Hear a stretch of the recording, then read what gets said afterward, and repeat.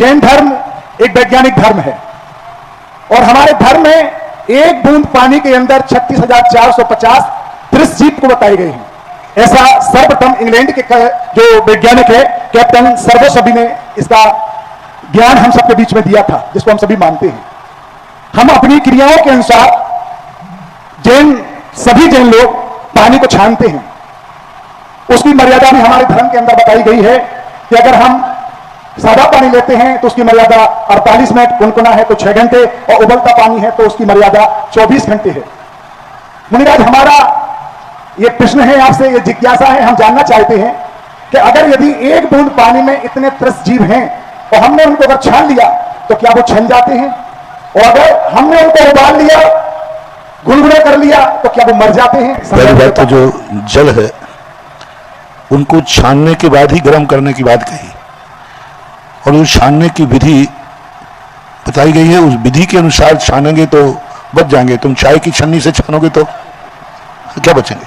हमारे यहाँ बताया गया छानने की विधि, कपड़े को इतना मोटा हो कि सूर्य की तरफ देखें तो सूर्य की प्रकाश दिखना नहीं चाहिए। सूर्य की तरफ यदि अपन देखें कपड़ा लगा करके, इतना मोटा हो कि प्रकाश हमें दिखना नहीं चाहिए। इतने मोटे कपड़े से जब हम जीवों को छानेंगे तो वो 36,450 जीव नियम से वो छन्ने में रुक जाएंगे। एक भी जीव नीचे नहीं जा सकता इस प्रकार का छानेंगे तो। और दूसरी बात, उनके लिए फिर बिलछानी की बात कही। हमारे यहाँ छानने का महत्व नहीं है, बिलछानी का महत्व है।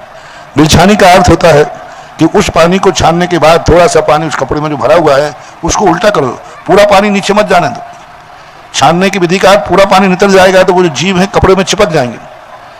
उस कपड़े का जो भरा हुआ है, आपकी तमड़ी भर गई तो जो छन्ने में पानी अटका हुआ है उस पानी में उनको तैरने दो और तैर करके उसको अपनी बाल्टी आदि में लाइए और बाल्टी को पुनः जाकर के वहां नीचे भेजिए।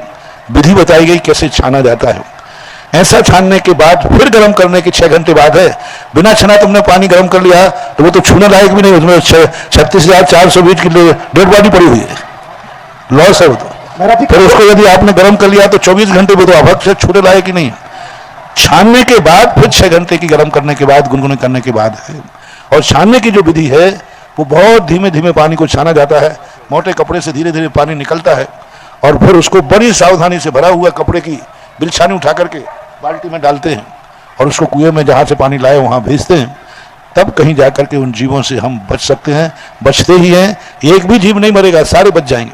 और जो पानी आपका बचा हुआ है वो एक इंद्रिय जीव है, वो तो नियम से छन नहीं सकता क्योंकि वो तो स्वयं जल रूप ही है, ऐसा मानना चाहिए।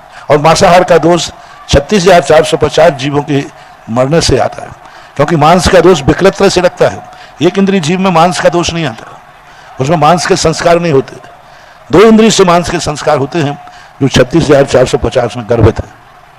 मेरा जी, अगर हमने बिना छना पानी पी लिया तो हमारे पेट की गर्मी इतनी अधिक नहीं कि वो मर जाते, मुख में ही मर जाएंगे।